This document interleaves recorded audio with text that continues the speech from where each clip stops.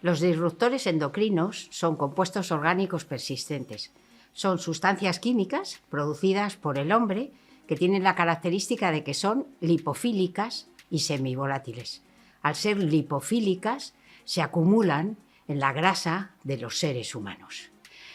Existen entre nosotros desde los años 50, de tal manera que todas las personas tenemos en alguna medida una concentración. Proceden de la industria, proceden de los pesticidas, insecticidas, de los recubrimientos antiadherentes, de sartenes y de los plásticos, por ejemplo. El efecto de disrupción endocrina es un efecto perjudicial para la salud porque mimetizan una hormona.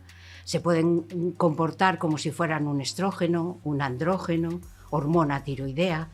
Esto lo que hace es que el efecto que están documentados hasta ahora que producen van desde diabetes, obesidad, alteraciones del metabolismo, algunos tipos de cáncer, alteraciones del desarrollo genital, por ejemplo, y también alteraciones del desarrollo cognitivo. Nosotros en la cohorte INMA Asturias hemos documentado todos estos efectos. Por ello, recomendamos, si se quiere conocer la forma de evitar, entrar en la página web www.proyectoinma.org. Dentro de los objetivos de desarrollo sostenible está el intentar evitar nuestra exposición a los disruptores endocrinos. Algunos de los disruptores, por ejemplo, pueden ser persistentes, que duran en el organismo años, bastantes años, muchos años. Por ejemplo, insecticidas, como el DDT. El DDT en España está prohibido desde 1977 y, sin embargo, nosotros hemos encontrado en las mujeres embarazadas de la cohorte INMA que en el año 2005 todavía tenían este insecticida. Es decir, que duran mucho en nuestro organismo, lo cual precisamente es lo perjudicial, lo más perjudicial. Y otro de los disruptores endocrinos a los que tenemos que estar atentos son, por ejemplo, en la cocina, los envases de plástico o el recubrimiento antiadherente en las sartenes que utilizamos. Cualquier sartén que utilicemos no es recomendable rayar con elementos metálicos, porque cuando estamos arañando la capa superficial estamos arrancando de alguna manera estas moléculas que pasan al alimento. Las sartenes que tienen un recubrimiento antiadherente tienen que ser sustituidas como máximo en un año y se tienen que utilizar con paletas de silicona que no arañen. Los tuppers de plástico. El tupper de plástico, por ejemplo, no es en lo absoluto recomendable calentar la comida en el microondas en el tupper de plástico, porque al calentarse la estructura va eliminando y soltando partículas que pasan al alimento que calentamos. Es decir, que es preferible y mucho más recomendable si calentamos en el micro que sean en envases de vidrio, que no suelten estas sustancias químicas que se comportan como disruptores endocrinos. Los efectos que producen se están estudiando en los últimos 20 años, antes no lo sabíamos. Vamos avanzando y viendo los colectivos en los cuales el efecto es más perjudicial. Los efectos más perjudiciales se producen, por ejemplo, en determinadas ocupaciones, mujeres, por ejemplo, que trabajan en la industria alimentaria, en el trabajo de fumigar o de esparcir insecticida sobre los cultivos, grandes cultivos intensivos, ¿no? Estas trabajadoras fueron de las primeras en las que se encontraron algún efecto perjudicial claramente documentado. A partir de entonces, lo que se ha hecho con estos colectivos es proveerles de los equipos de prevención individual para evitar la exposición durante 8 horas a estas sustancias.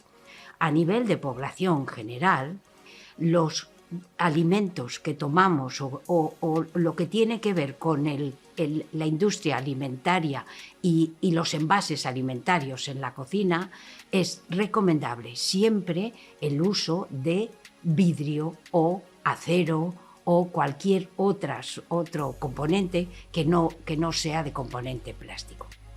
Las botellas de plástico, independientemente de que luego hablaremos de cómo desecharlas, las botellas de plástico debajo tienen un triángulo en el cual figuran unos números desde el 1 hasta el 7. Ninguna botella de plástico puede ser rellenada. Las únicas botellas que podemos rellenar son las que son de vidrio o de acero, porque las botellas de plástico ya se especifica claramente que no pueden ser rellenadas. Después, hablando de objetivos de desarrollo sostenible, nosotros que estamos en un país en el cual existe un sistema de potabilización del agua que es espléndido y que el agua más recomendable es el agua del grifo, de esta manera vamos a evitar el producir mucha basura, que son los envases plásticos. Es absolutamente imprescindible que durante estos 2 años seamos capaces de que todos los envases plásticos se reciclen en el contenedor amarillo. Es absolutamente obligatorio. Es ya normativa que viene de la Unión Europea y que nos obliga a que más de un 60% de la basura que desechamos sea separada en cada lugar. En el caso de los plásticos es lo más importante porque antes no lo sabíamos.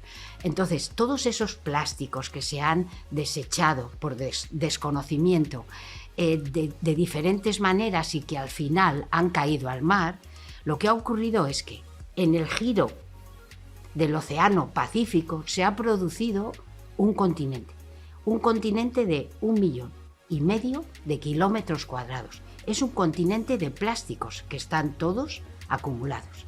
Claro, todos estos plásticos, por efecto de la luz y del sol, se van resquebrajando y van soltando partículas.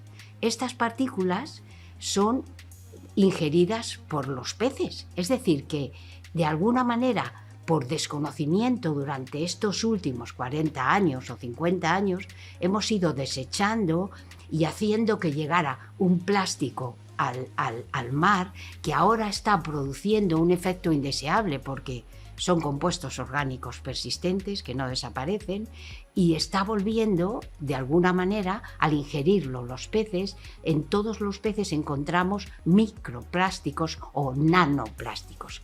Con lo cual, tenemos que ser absolutamente rigurosos en que todo envase plástico tiene que ir al contenedor amarillo. Los efectos que producen en la salud dependen de que todos estos compuestos químicos se comportan como disruptores endocrinos. Disruptor endocrino, es decir, de alguna manera afecta al sistema endocrino. Se comportan como si fueran hormonas, mimetizan el efecto de las hormonas. Unos se comportan como si fueran estrógenos, otros se comportan como si fueran andrógenos, otros se comportan como si fueran hormona tiroidea. Dependiendo de la hormona que mimeticen, va a ser el efecto perjudicial que producen. Se comportan como obesógenos. Se asocia a un aumento de la diabetes, por ejemplo, diabetes mellitus tipo 2 en niños que está muy adelantada para su edad. Se han asociado claramente, como hemos dicho anteriormente, a ocupaciones, cáncer de mama, afecta al desarrollo genital. Nosotros hemos visto que de alguna manera la distancia anogenital, a mayor concentración de estos compuestos orgánicos persistentes en la madre embarazada, mayor concentración en la placenta y mayor concentración en la sangre del cordón del niño. Es decir, que las mujeres jóvenes que se vayan o que piensen que se van a embarazar, es un momento muy adecuado como para aprender la forma de evitar estos compuestos orgánicos persistentes disruptores endocrinos. En los niños, que son los más vulnerables, estamos viendo alteraciones del comportamiento, y alteraciones del desarrollo cognitivo.